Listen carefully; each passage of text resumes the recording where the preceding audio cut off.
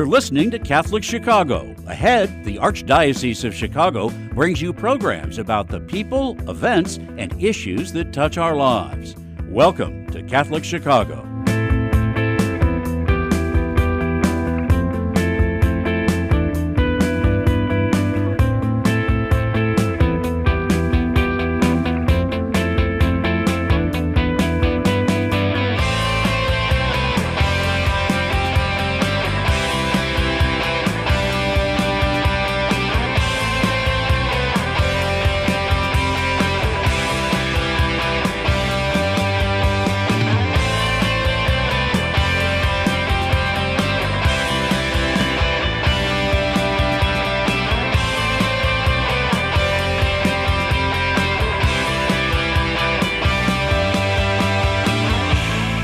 Welcome to Catholic Chicago on WNDZ, 750 AM, 312-255-8408, 312-255-8408. You can also get us on youtube.com/Catholic Chicago. Father Greg Sakowitz, the rector of the Cathedral of Chicago, and co-host Mark Teresi, Here I am. executive director. How are you, Mark? Very good, very good. No snow. That's great. It amazes me that if you take away the very bitter cold Christmas weekend, December 23rd, 24, and 25, it has been a very mild winter. Right. I've had really no snow.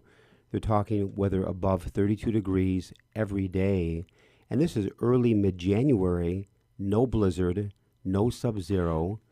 And you take away that weekend, it's been an incredibly mild winter so far. And for a population, last night my wife and I went out to dinner with a friend of ours who taught at St. Paul the Cross, and she's got a walker.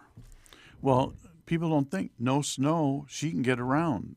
If there's snow, they're homebound. Yeah, You know? big difference. And you look in years past, in early mid-January, we've had pounded by 15, 18-inch snows, zero weather. Now, we still have around 3 weeks left in January, the entire month of February. And it has snowed in April. It has snowed in April, but we got through December, almost half of January, so thank God it's been mild. I mean, we will get our snow, we will get our cold, but once you hit March 1st, it's still winter, but it feels like, well, spring is on the horizon. Something to look forward to. So we're talking a little bit less than 7 weeks. Again, 312-255-8408. That was the weather report.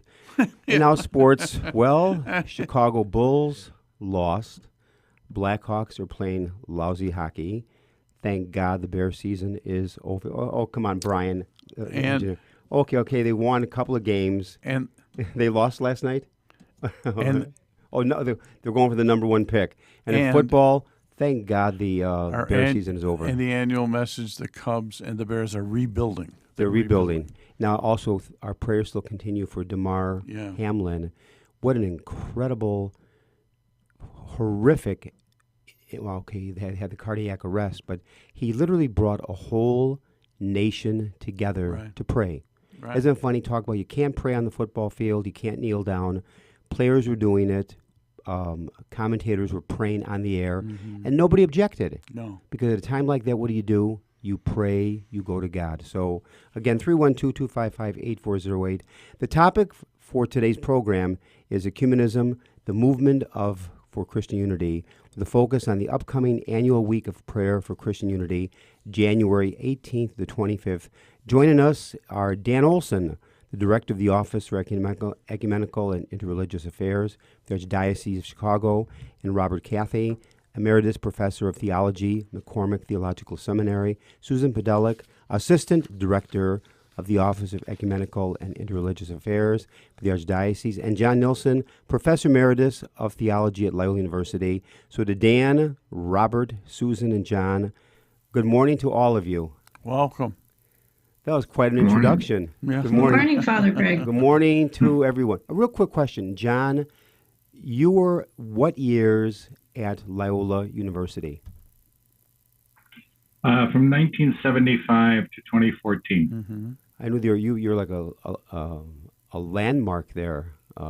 tremendous We job were- Yes, there. We were yes, students. I'm one of the ancient elders whose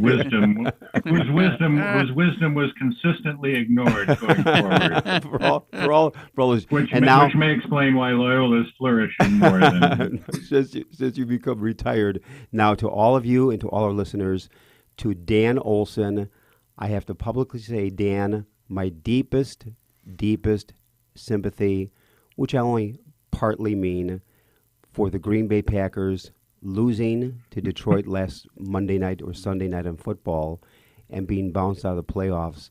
Now, I'm in a football pool with my brother, and I put big points on the Packers to beat Detroit, but You'd think. the Packers, they were playing good football, but Dan, you're always talking about the Packers, but they made a great comeback, but fell short that last quarter. So, good morning, Dan.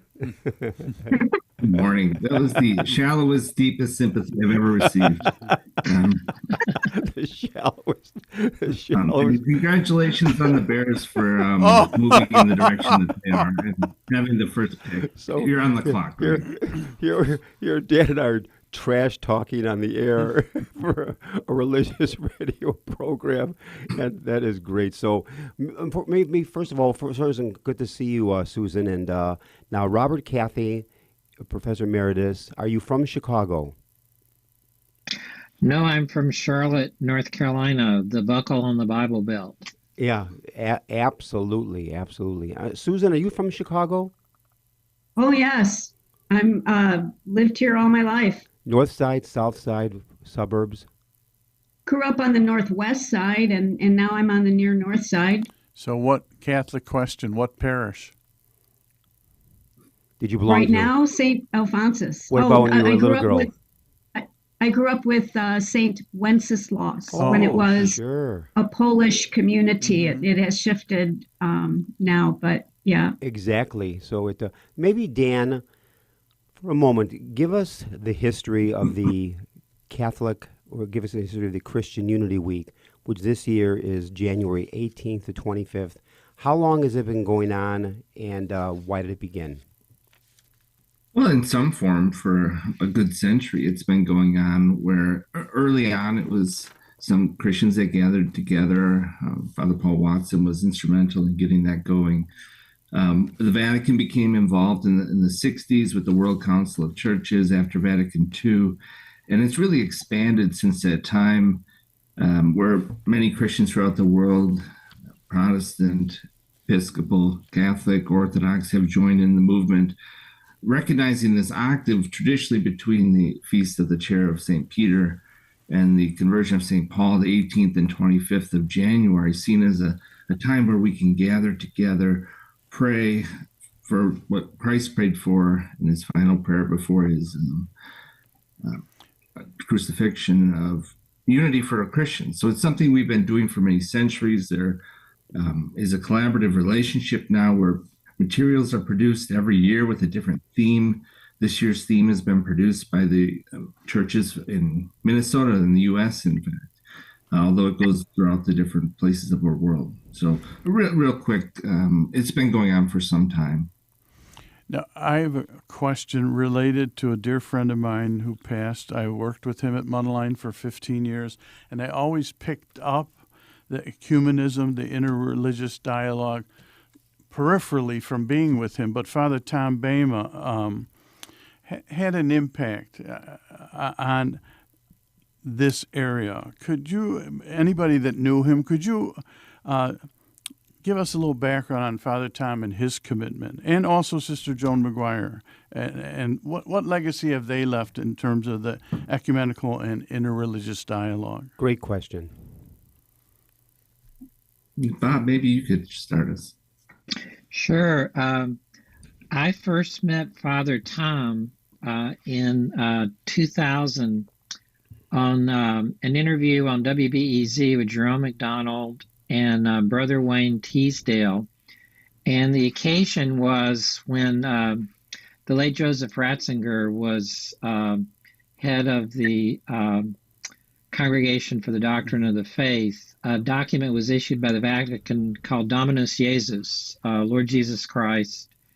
and it was on the question of religious pluralism and ecumenical pluralism and the unity of the church. And this document, it didn't have full papal authority, but it had the Pope's nod to be issued publicly. And it became quite controversial.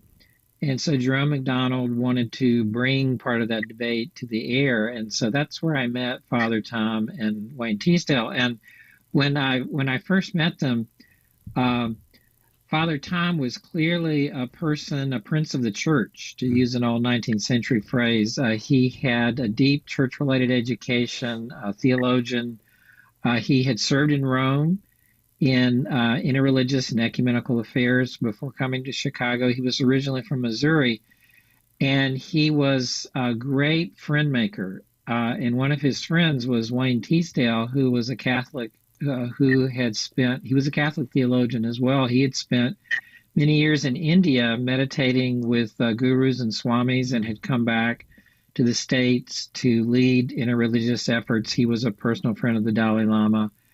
And so we were together speaking about the implications of this document on air. And one of the things I really admired about Father Tom, he had deeply Orthodox Catholic convictions. He was not a wild relativist or extreme revisionist in theology. Whenever you spoke with him, I remember the last time I heard him give a public address, it was at McCormick Seminary, and he was talking about the 7 streams that course through Catholic theology and thought today. And in Hyde Park, here near the University of Chicago, he said, we only talk about 2 of them. He told us about the other 5.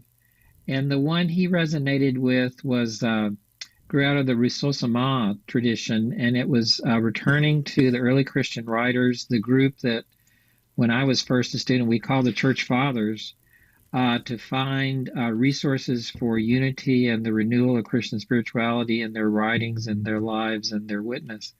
So Father Tom was just indefatigable in the cause of ecumenism and interreligious relations. And one of the things that I remember about him that was said at one of the memorial services I attended was invitations would come to the Archdiocese for a representative to be present at all kinds of religious gatherings and ecumenical gatherings. And Father Tom would always go, no matter how heavy his schedule was. He would show up on the weekends and meet with people. So he was well known all over the city and the suburbs for his leadership, and was known nationally and internationally. Bob, that is a great summary of Father Tom Bema. Now, I can tell this story. I go back with Tom. We met in early September 1967. Wow. We were both freshmen at Notre Dame College Prep in Niles. I came from Mary Seat of Wisdom in Park Ridge, and I forgot what parish Tom came from grammar school in Skokie, I think St. Peter's. So we met the first day of high school at Notre Dame in 1967. We both graduated class of 71 from Notre Dame. I went on to the college seminary, Niles College Seminary of Loyola. Tom went on to Butler University. Right. And then upon graduation from the college seminary, I went on to Mundelein to be ordained in 79. Upon graduation from Butler, Tom took an extra year of study and then entered the theologate. So I was ordained in 79. Tom ordained in 1980. But Tom and I met as 14-year-old boys at Notre Dame. On that note, Mark, take us to break. Yes, WNDZ 750 AM, Catholic Chicago, 312-255-8408, or you can go to youtube.com/Catholic Chicago. We'll be back in a few minutes. Please stay tuned.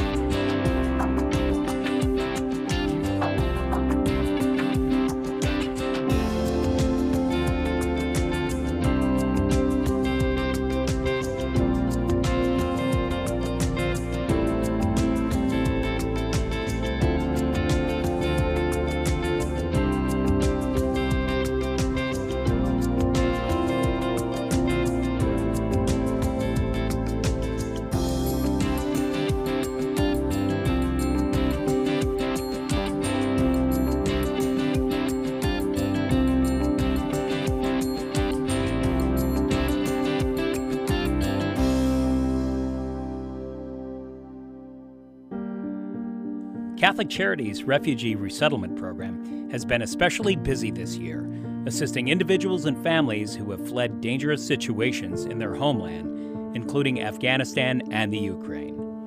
The Refugee Resettlement Team helps with everything they need to start to rebuild their lives in a new country, including housing, employment, clothing, food, English classes, and referrals for legal and immigration services. The refugees are tremendously grateful for the compassion and practical help they're receiving, and they're giving back and helping each other plan for a brighter, safer future. Volunteer opportunities are currently available for those who would like to be family mentors and tutors so children and adults can practice English. To learn more about these rewarding opportunities, call 312-655-7096. That's 312-655-7096.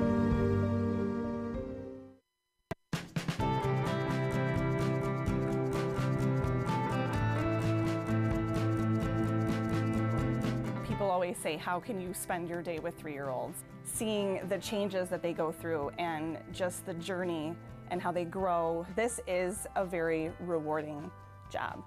Even though at the end of the day, we're not the highest paid people on earth. And when I have a parent contact me and say, my child loves school, that to me, I'm setting that foundation for their love of learning, because really you are changing lives, you are molding lives.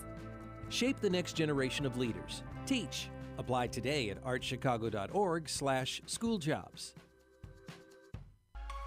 Did you know that Catholic Charities accepts car donations? If you're ready to free up space in your garage and put a stop to all those expenses that go along with owning a car, we will gratefully accept your donation, whether the car is running or not.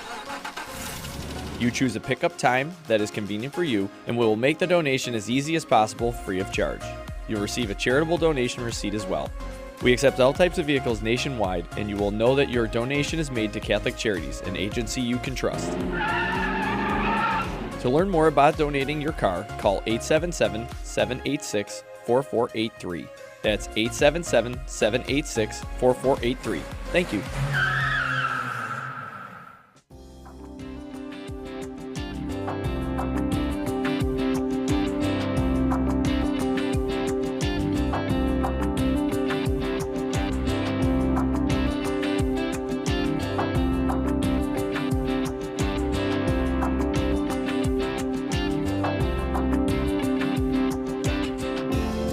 We're back, WNDZ, 750 AM, Catholic Chicago, 312-255-8408. You can go to youtube.com/Catholic Chicago. Before our next question, I was sharing a brief Tom Bema story with Father Greg. He said, why don't you share it with our listeners? And Tom you mentioned he was kind of a prince of the church. He, very refined, very knowledgeable. I always pictured him, if he went to a restaurant, it would be a 4-star, 5-star somewhere downtown. We had many occasions to drive to Springfield because we were looking for funds for our library expansion. So we were passing Bloomington, and his goddaughter was going to Bloomington. He said, on the way back, can we stop at the gift shop? I said, oh, sure. I said, maybe we'll grab something to eat. I don't know what the restaurants are in Bloomington. And he said, oh, my favorite, Steak and Shake. and I thought, I never pictured Tom Bema at a Steak and Shake. And he was bragging about the fries. Yeah, anyway, here we go. Susan. So, Susan, you made a commitment to ecumenism by your very job and what you're doing. What attracted you to this area, but also a little bit of your history that brought you to this spot in your life? Well, thanks, Mark. Yes, indeed. I have, sometimes you can see things coming and you can choose things, and sometimes that's just the way your life goes. Mm-hmm. And when I was a student working on my MDiv at Catholic Theological Union down in Hyde Park, I needed a job, and I found a job at McCormick Theological Seminary, which is the Presbyterian seminary. And that's where I first met Bob, who was a professor at the time. And I was there for about 9 years, which got me through my MDiv and then 5 years beyond that. And so I have a very lived experience of encountering and not only working but praying with this Presbyterian community, which we did quite often. And I so deeply resonated with the community, with people like with Bob and others that I met and worked with, and the students. So it was really something that I felt drawn into more and more all the time.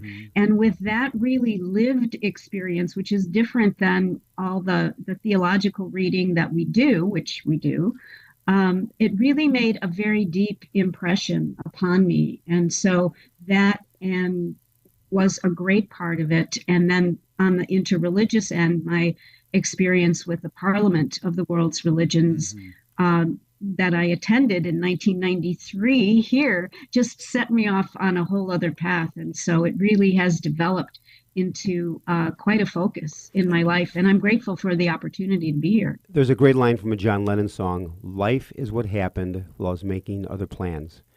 There you go. It's a great, But now, Susan, was your MDiv project when you were going through schooling in the area of ecumenism or totally unrelated? No, it was totally unrelated. I had a focus in liturgy, so my Master of Divinity has it's called a concentration in word and worship, and so it was along those lines, and it all works so beautifully because as Christians we just there's such a base that we have together that it's so empowering to be able to know how to work and pray together. Has been really wonderful. And John, along the same line, the same question for you. I've met you years ago, but with your background, how did you get invested in this particular area? Because you've been a great professor for years, Professor Emeritus, but you still teach, you still give lectures. So how did you get involved in this particular area to this degree with your life work? I got a letter right out of the blue from Archbishop John Whalen of Hartford asking me if I would join as a consultant to the official dialogue between the Episcopal Church and the Roman Catholic Church in this country. And I knew very little about ecumenism, but it sounded like it might be fun. And so I started doing some reading and research. And on the basis of that reading and research, I thought, well, this problem pretty much will be wrapped up and solved within a couple of years. And I'm willing to commit a couple of years to it. And after all, our divisions are trivial, compared to the richness of the tradition and the unity that we share. I've learned since then that how naive I was. And I've had some incredible experiences on that dialogue, and also spending a semester living and teaching and praying with Episcopal colleagues and seminarians at General Seminary in New York, where I really understood that the heart of ecumenism is relationships. Absolutely. As I think Bob has suggested in his account. Because with the relationships, you get beyond the stereotypes. You begin, and you have then a personal experience of how united we really are in the basics, and you begin to discriminate. Here is the foundation that we can really build on. So again, life happens. The letter comes out of the blue. I later found out how the letter and the invitation came to me, but it was really a grace in my life that it did. That's wonderful. Now, John, this is an unrelated question before we go back to Dan. So if you taught theology at Loyola, chances are you taught Greg as a student there. Do you remember? I'm not taking responsibility for that, Mark. Anything memorable? No, sorry. Okay. No. You're a smart man. No. Anyway. I'm guilty of a lot of things, but not that. Thanks for that. Thanks for that support, John. That's, Dan. I would say that I was one of John's theology students at Loyola. Great. I'm a Loyola graduate, And so John, and I and remember John's so you proud well. of you. Yeah. Thank God he's proud of one of the people on our program today. Dan, what about you? The same question in terms of your your life is wound up in ecumenism now, really full time. How did that happen? How did that happen? Yeah. I'll just briefly mention John was an instructor of mine, my dissertation director, but that can go unsaid. Oh, wow. That's pretty impressive. Wow. I So like two that. out of three good students on this program. To answer the question Thank you for directly, sharing that, Mark. I think I could start probably in 4 or 5 different places as I look back, whether it was academic, whether it was relational, whether it was a position I had in a parish coming out of college. But I think what really drew me and what really sustains me in some ways is relationships with interchurch or mixed marriage families. As I mentioned, I was working in a parish outside of Milwaukee out of college where I was in the seminary for some time. And just talking to and ministering to couples where one is Catholic, the other often was a Protestant, Lutheran, Baptist, perhaps Episcopalian in our neighborhood, Presbyterians, many. And some of the challenges they were facing, could they receive Eucharist together? When I did baptismal prep, like, well, what can I do at the service? How am I going to raise my child?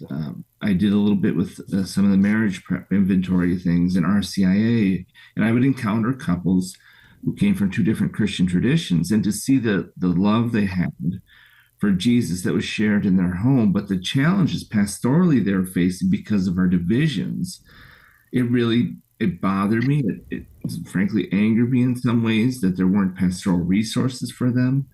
And so that drove me to learn more about who are we as Christians? What brings us together? What are the effects of our divisions? Painful.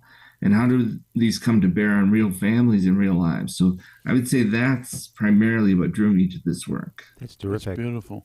And before we go to Robert with the same question, this program is triggering all kinds of Tom Bema memories for me, which are very blessed memories. But one that really exemplifies his embracing of ecumenism. When we built the new library at Mundelein, we were trying to figure out at the entrance, we wanted to honor Mary as St. Mary of the Lake, but what image? And we went on meetings and meetings, and finally he took the whole committee. He said, get in the cars. We went over to the Greek Orthodox church near Mundelein, and we just absorbed all the icons that were in that space.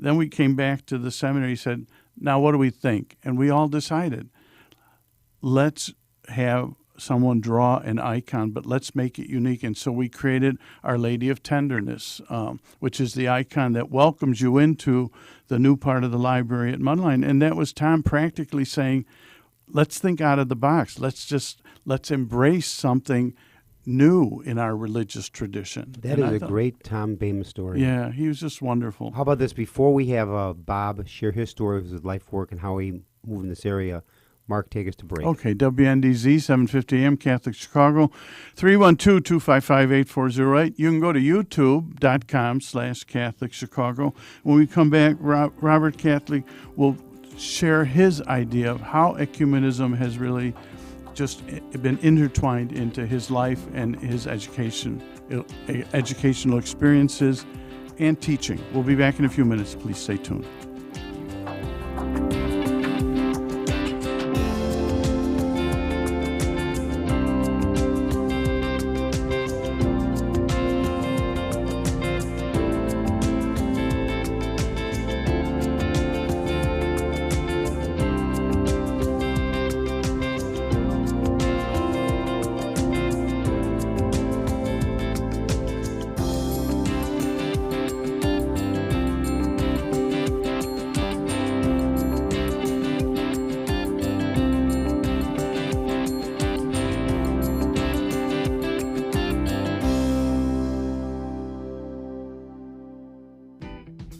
We are hiring. Catholic Charities of the Archdiocese of Chicago is looking for mission-driven individuals who want to help make a positive difference in the lives of people in need throughout Cook and Lake counties. Be part of a diverse, talented team of professionals in the largest human services organization in the Midwest. We are dedicated to helping people chart a more stable, happier future for themselves, and we accompany anyone in need, regardless of faith, gender, race, or ethnicity. Competitive salaries and generous benefits add to the satisfaction you'll have every day, knowing that you're helping us amplify our impact in Chicago. To see our list of employment opportunities, visit CatholicCharities.net.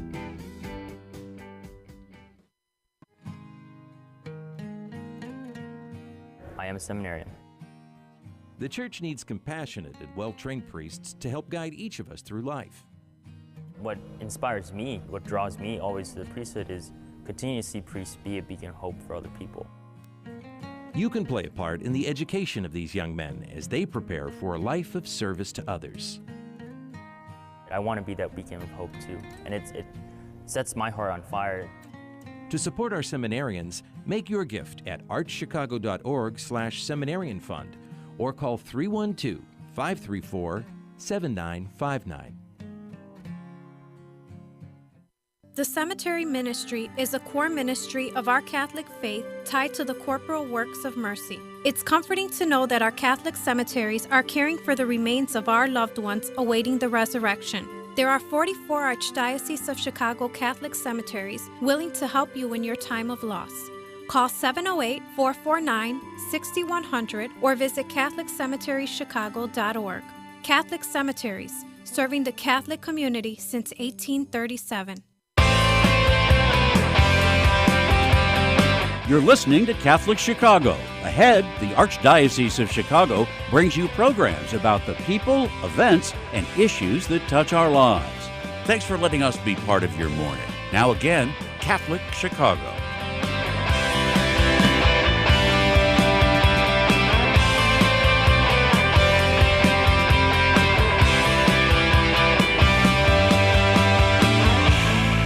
We're back. WNDZ, 750 AM, Catholic Chicago. Father Greg Sakowicz, Mark Teresa here, 312-255-8408. Or you can go to youtube.com/Catholic Chicago.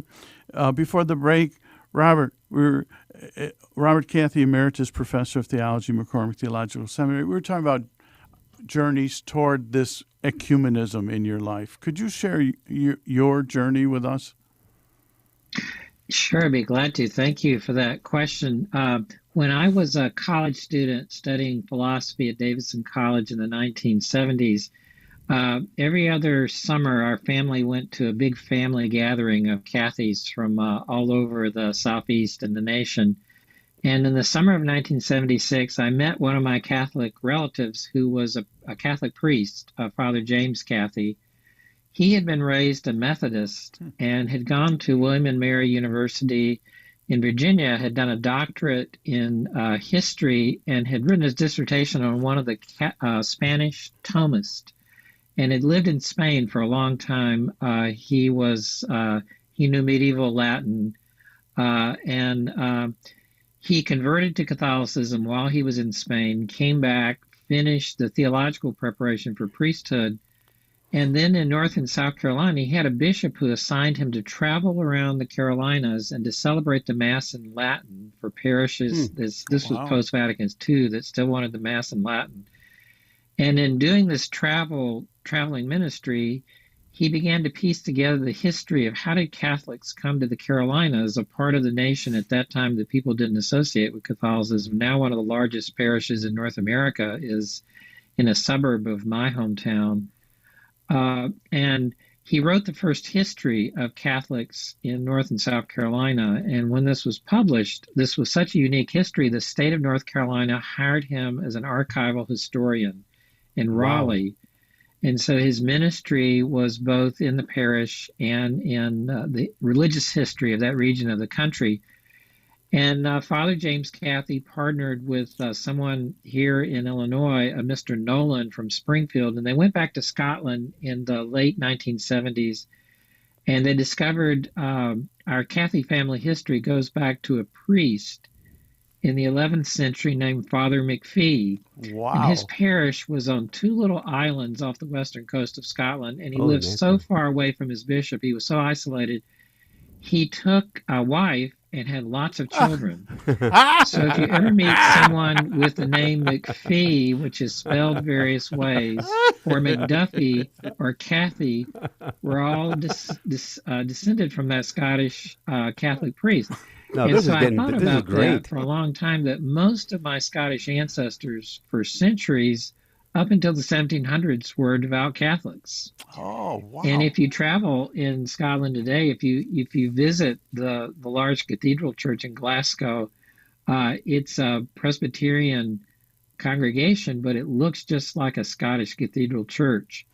And so that family history and the influence of Father James, Kathy in North Carolina really influenced me to look more deeply. And because I was studying philosophy at the time, we were reading lots of Anselm and Aquinas and Augustine. And so the whole Catholic heritage of Christian thought came through. And then two other influences I'll just briefly mention. The president of the Presbyterian Seminary I attended at Princeton Theological Seminary, Reverend Dr. James McCord was the president. And the summer before seminary, he advised all the incoming seminarians to read a book by a Catholic theologian entitled On Being a Christian. That was the English translation title by Hans Kung, who was teaching in Tübingen at the time. He told all of us to read that before we started our theological education. And so Princeton Seminary had a strong ecumenical focus when I was there. And then I started my doctoral studies at Union Seminary in New York, and Jeffrey Wainwright was my advisor. He was a British Methodist ecumenist who had studied in Rome, great ecumenical spirit, who focused theology on the study of liturgy. And so those were influences that gave me a deep appreciation for the Catholic heritage and for the Catholic Church alive in the world today. That's marvelous. What fascinating. The very fact you know that history of your family, Bob, is just incredible. You know, Mark Treese here looked up his family tree, and found that he was the sap. Please don't encourage him. Please I don't. think that's actually pretty funny. Please. And just to switch gears for a moment, and that is, Dan, the week of January 18th to 25th, what is happening and where? Well, there's lots going on around the diocese, some of which we're aware of. You can find further information on our website, which is www.eia.archchicago.org. One more time. www.eia.archchicago.org, and you go to the ecumenical page on the website, and these will be there. But in Oak Lawn, not too far from me here, there's an ecumenical prayer service for Christian unity on Thursday, January 19th at St. Catherine of Alexandria. The Focolare movement is very active in the in ecumenism and interreligious dialogue, along with the initiative, are hosting a service on Saturday, January 21st at Augustana Lutheran Church, which is on 5500 South Woodlawn Avenue in Chicago. Sunday, there's a couple of services as well with St. Nikolai United Church of Christ on North Kedzie in Chicago, as well as the Lutheran Church of the Master out in Carroll Stream. So as you'll notice, not all these are local Catholic sites. Some of them are with our partners and other Christian traditions, but that information, and we'll update it as more come in, and we often get more as we're a week away, so sometimes things come together late. We'll update that as often as we can, but that's a place where you can go to find further information. Okay, and I found this discussion fascinating. Susan, for a moment, in the years of your work in this area, two-part question. Number one, what has energized you the most? And number two, what has frustrated you the most? Oh, great questions, Father Greg. What's energized me the most is really having, as we spoke about before, relationships and real connections with other Christians who have a deep faith, a deep knowledge, and great compassion for others. And just knowing that so many people who are not Catholics are Christians who really have the same base of faith for me. And that kind of deep resonance, that kind of knowingness, it's knowing my neighbor in deeper ways than I ever did before. And so I find that really hopeful. I find it energizing, and it's fun. I enjoyed it, and I certainly have enjoyed knowing Bob and working with Bob for many years in ecumenical interreligious encounters as well.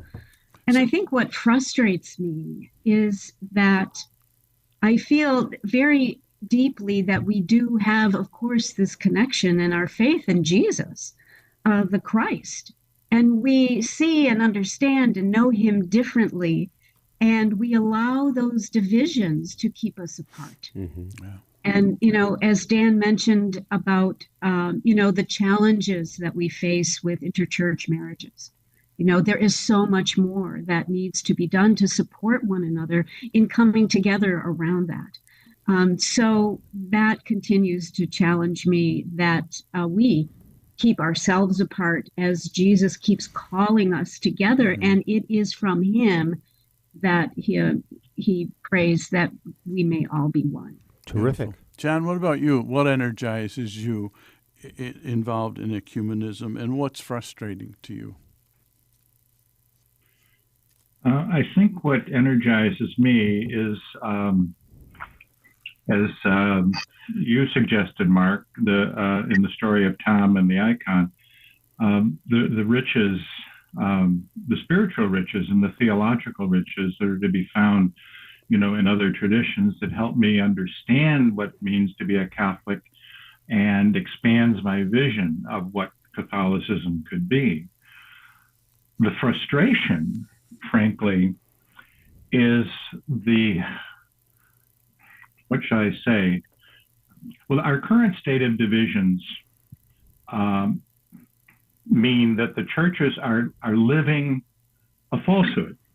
What I mean by that is back in the 1950s, at a major ecumenical gathering at Lund in Sweden, a principle, it was become known as the Lund principle, and it says something like, should the churches not try to do everything together,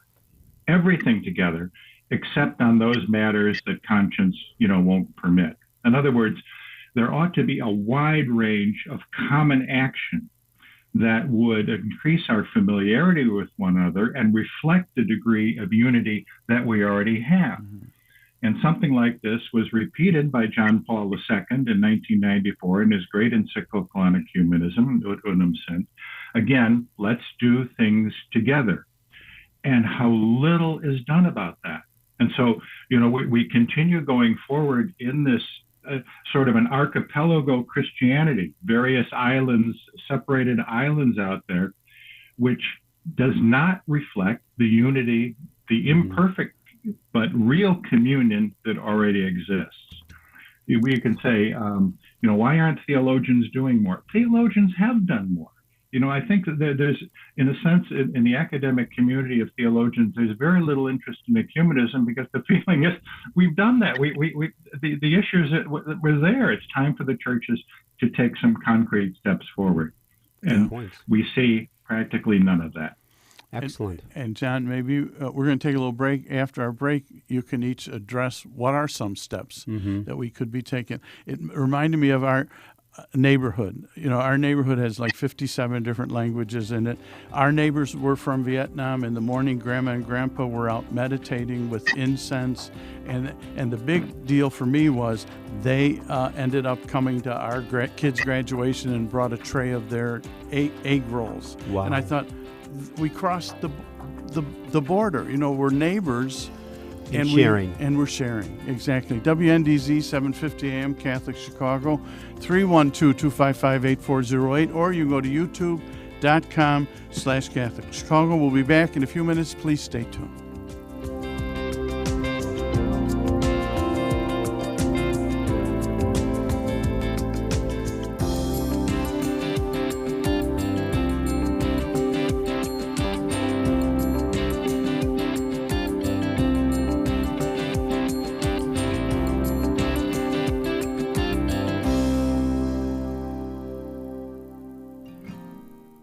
At Catholic Charities, we want to remind you that we are here for anyone who is a victim of domestic violence or anyone who has a concern about someone they think may be a victim.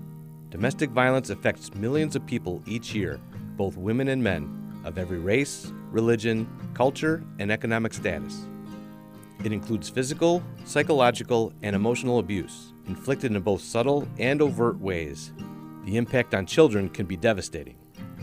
If you or someone you know are victims of domestic violence and you are looking for a place for healing and recovery, call us at 773-935-3434 in Cook County and 224-430-4977 in Lake County.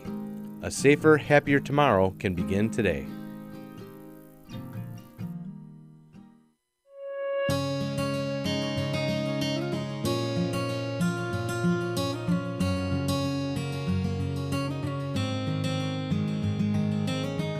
Welcome back. Es fabuloso verlos. Dobrze jest znowu być razem. It's good to be together again. After so many months apart, pandemic capacity limits have been lifted, and we want to welcome everyone back to church. We can all pray together again. And listen as our choirs lift their voices in song. We've been together in spirit. And now, when you are ready, our doors are open wide. Nuestras puertas están abiertas de par en par. Nasze drzwi są otwarte. And we're here to welcome you back to Catholic Mass.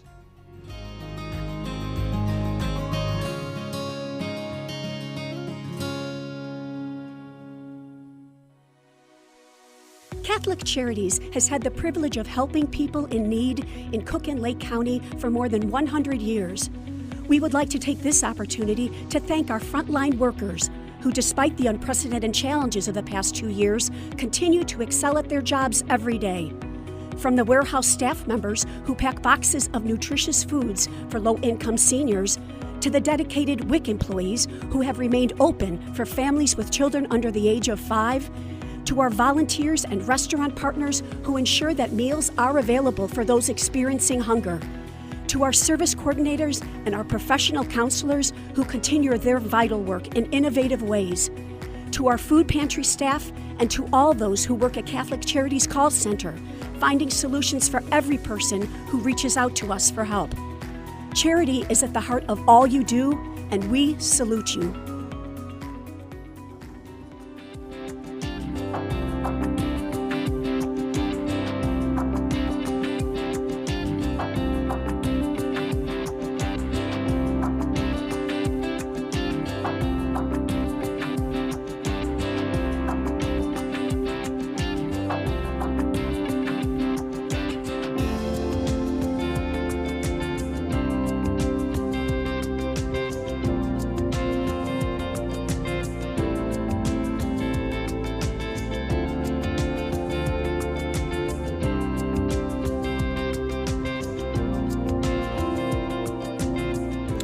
We're back. WNDZ, 750 AM, Catholic Chicago. Father Greg Sakowicz, Mark Teresi, 312-255-8408.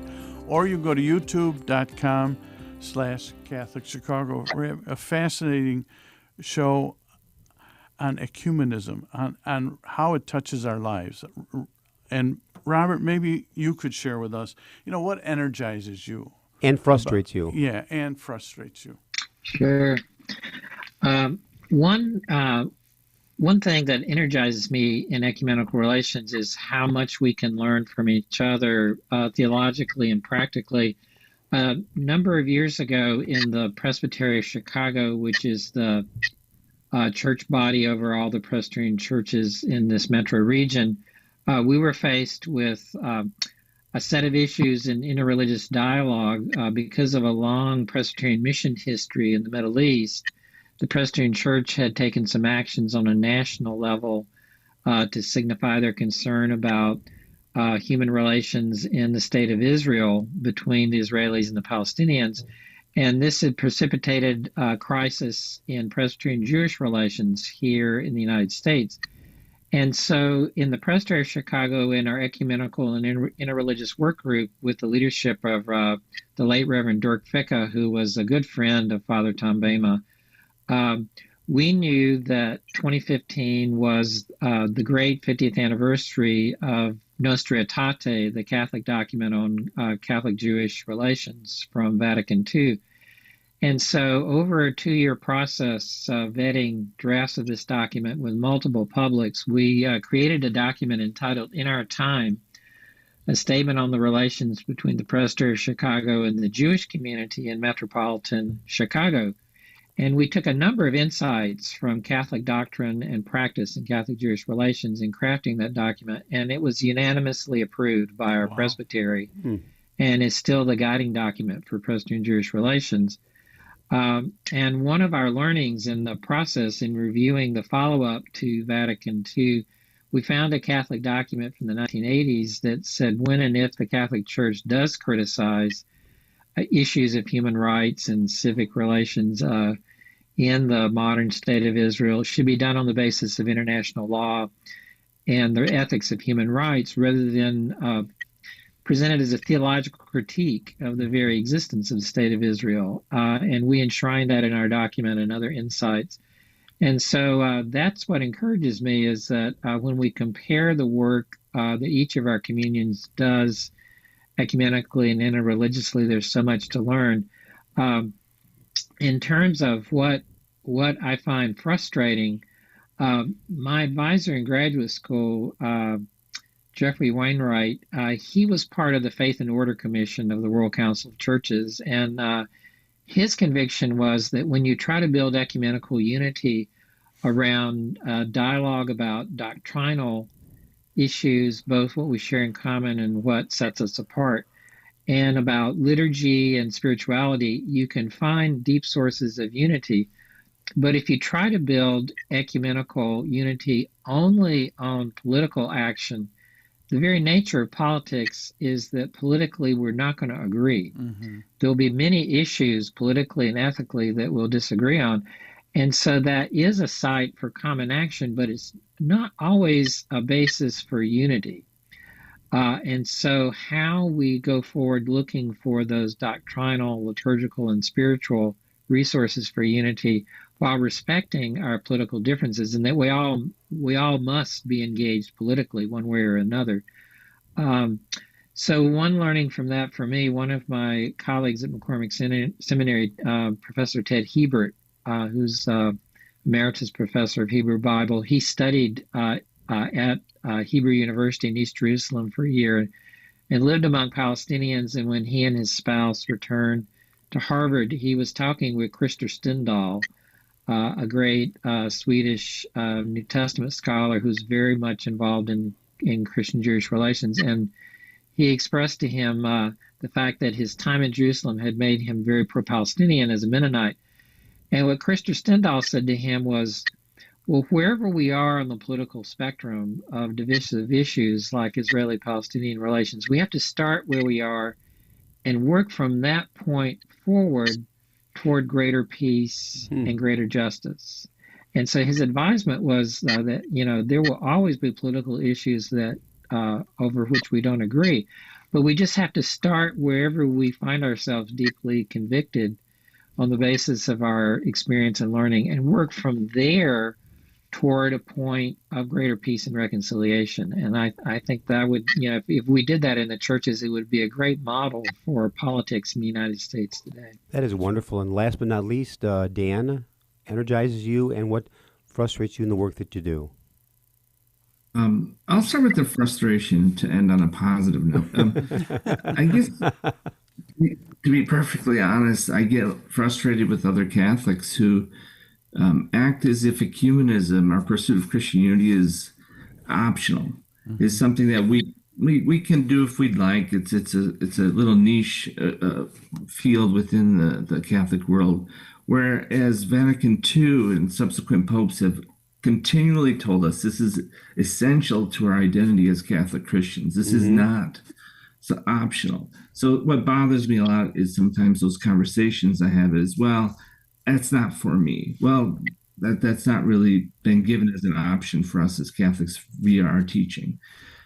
What excites me are the gifts I receive, frankly, from our Orthodox, our Protestant, our Episcopal partners. I learn more about the Christian faith writ large, learn more about my own Catholicism, and explaining, well, why do you do that particular thing? So it helps me better articulate my own faith, my own Christian life. But I learn things. I see icons, and I'm like, wow, those are very impressive. Why don't we do more of that? Or the way others sing and welcome at churches. Why don't we do that better? And I just want to mention real briefly, I know we've talked appropriately quite a bit about Tom Bama, but I want to highlight Sister Joe McGuire and the work he did for decades, leading the office that I now lead. I think sometimes because she'd been away for 9 or 10 years and retired many years ago, her memory can be a bit lost. But I don't want to, every time I pull out a file in the office, it has her fingerprints quite literally all over it. I just want to highlight her work for many decades with this office. She was with the office for what, about 30 years, Dan? Yeah, I'd say a little over 3 decades. Yeah. In fact, great stories. I have found this discussion fascinating. Yeah, here's a tremendous story that I was born and raised in Park Ridge, Chicago, but then at the age of 3, Park Ridge. And my mother, her brother, my Uncle Ted, was a bachelor. And a story, and he was a great athlete. He taught me all sports. But a story I remember when I was a boy is Uncle Ted would always share with us, he said, when he was a boy in Chicago by Milwaukee Division, Holy Trinity Parish, he was not allowed to go to the YMCA because that's where the Protestants and the Lutherans were. Wow. So he said to me, when I was a boy, I wanted to go to the YMCA and swim and play basketball in the gym, and he could not go because he said that's where the Protestants were, and we Catholics were not allowed.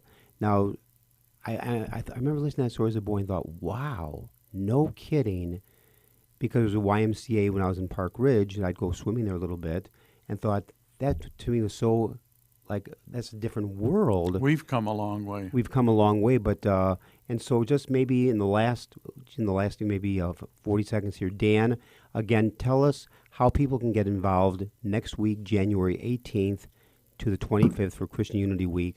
How do they go finding some of these sites? Well, I just start by saying all of us can pray on our own, gather with some neighbors and pray for Christian unity.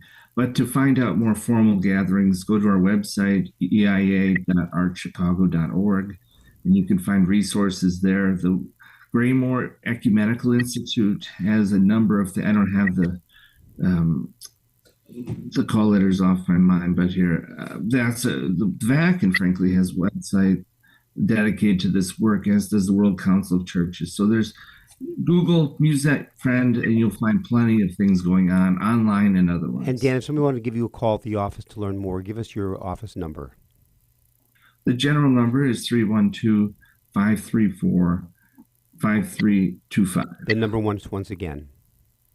312-534-5325. I want to thank in a very special way Dan Olson, Robert Cathy, Susan Podelic, and John Nilsson for joining us. You have been 4 phenomenal guests. Thank you for sharing part of your story. Thank you. This was energizing and very fast hour. Thanks also to co-host Mark Teresi, producers, engineers, Michael May, Brian Hockey, Hitman Brock. To our listeners, may God bless all of you. Enjoy this beautiful winter weather here in Chicago, and have a great day. Thank you. Join us every Monday through Friday at this time for Catholic Chicago. You can stream our programs live or listen to past programs by visiting our website, archchicago.org, and clicking on Radio TV. And please connect with Catholic Chicago on social media.